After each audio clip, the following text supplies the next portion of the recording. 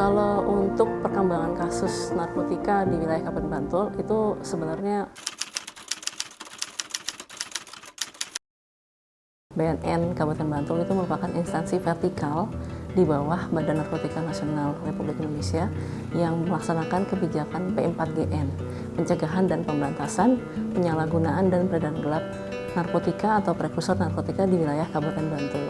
Untuk tugas dan fungsinya itu meliputi beberapa program, yaitu pencegahan, kita melaksanakan edukasi kepada masyarakat, lalu ada pemberdayaan masyarakat, memberdayakan masyarakat khususnya di kawasan-kawasan rawan, lalu ada juga deteksi dini melalui tes urin, ada program pemberantasan, kita ada koordinasi lintas sektor dalam penanganan masalah narkotika, lalu ada juga penyidikan, intelijen, dan juga program TAT, tim asesmen terpadu, itu sesuai dengan proses permintaan dari Polri, Kejaksaan, ataupun pengadilan. Terus kami juga ada program rehabilitasi, yang mana program rehabilitasi ini memfasilitasi bagi para penyalahguna narkoba untuk menjalani yang namanya pemulihan. Sebenarnya BNN dan Polri itu sama-sama ya menjalankan tugas untuk menangani permasalahan narkotika. Karena kalau di BNN, karena kami Badan Narkotika Nasional ya, tugasnya memang sesuai merujuk pada Undang-Undang Nomor 35 Tahun 2009 tentang narkotika. Jadi kewenangannya itu kami memang untuk permasalahan penanganannya memang khusus di bidang jenis narkotika seperti itu. Tapi untuk yang lainnya kami lebih condongnya pendekatannya itu secara holistik ya, dua pendekatan, yaitu hard power approach itu melalui pemberantasan, yang kedua soft power approach itu melalui rehabilitasi dan juga pencegahan seperti itu. Jadi kalau untuk sisinya itu sebenarnya kita lebih kemanusiaan melalui program rehabilitasi, kewenangannya seperti itu. Lalu kalau untuk perbedaan dengan Polri, sama-sama menangani proses narkotika, penyalahgunaan narkotika juga sama, tapi dia tuh biasanya kalau Polri lebih condongnya adalah penegakan hukumnya. Kalau untuk perkembangan kasus narkotika di wilayah Kabupaten Bantul itu sebenarnya termasuk tinggi, tapi tidak setinggi di Kabupaten Sleman ataupun Kota Yogyakarta itu. Tapi tetap ada yang namanya penyalahgunaan narkotika di Kabupaten Bantul. Biasanya yang seringkali disalahgunakan di wilayah Kabupaten Bantul ini untuk jenis narkotika ada sabu, ganja, seperti itu. Tapi yang trennya saat ini terjadi adalah penyalahgunaan jenis psikotropika atau obaya, obat-obatan berbahaya, seperti pil sapi yang kita kenal. Sebenarnya pil itu nama latinnya itu adalah pil trihexyphenidyl, yang mana itu memang untuk obat penyakit Parkinson seperti itu. Selain itu juga ada bahan adiktif seperti miras, itu juga banyak sekali disalahgunakan di Kabupaten Bantul. Dan tren yang terjadi adalah sekarang itu penyalahguna ini banyaknya adalah mulai dari usia remaja hingga usia dewasa muda gitu. Itu banyak sekali, dan untuk transaksinya itu kebanyakan melalui online. Nah itu yang sangat-sangat miris ya gitu.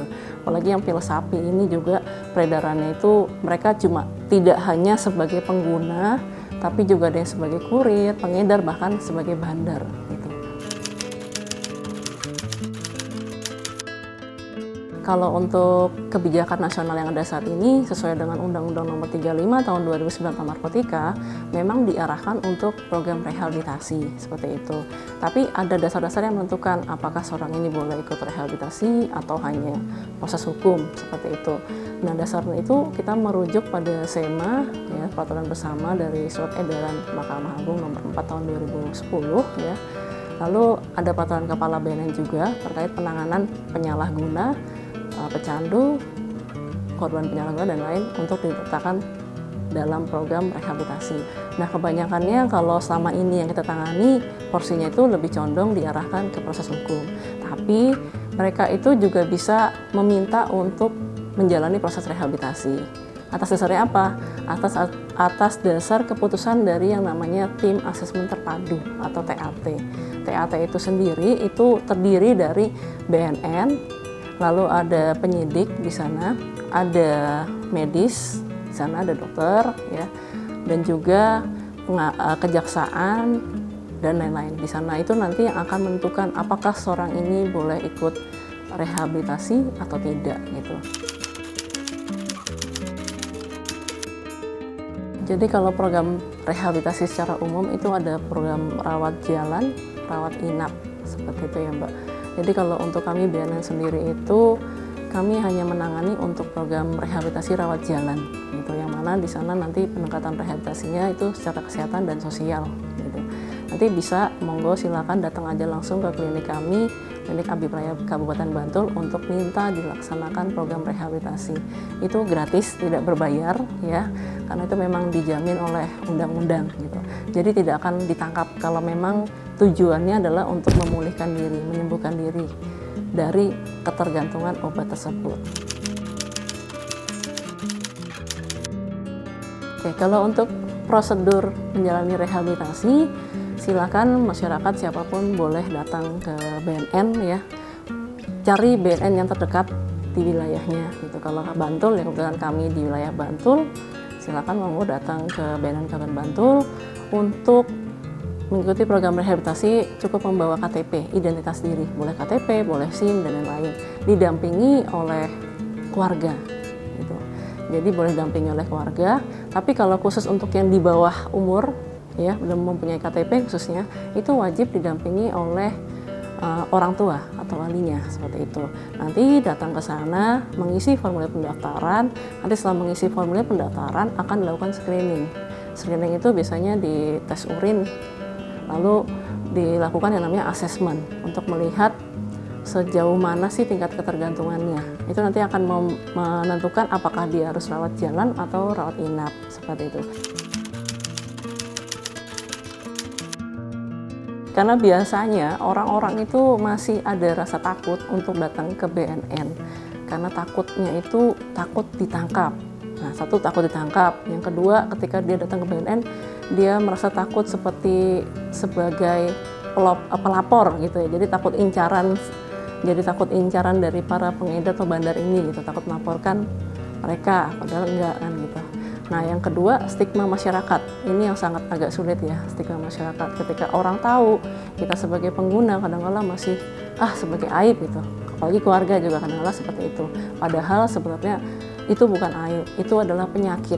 Yang namanya penyakit itu kan harus diobati, dipulihkan. Dengan apa? Dengan program rehabilitasi ini. Baik, untuk upaya-upaya pencegahan yang kita lakukan, kita itu ada beberapa upaya ya. Pencegahan yang pertama melalui edukasi. Edukasi ini kita menyasar seluruh pihak, dari mulai usia dini dengan sosialisasi kepada anak usia PAUD, TK, hingga universitas gitu ya, untuk yang di kalangan sekolah. Instansi swasta, instansi pemerintah kita juga turun, masyarakat juga sering gitu ya. Tujuannya apa?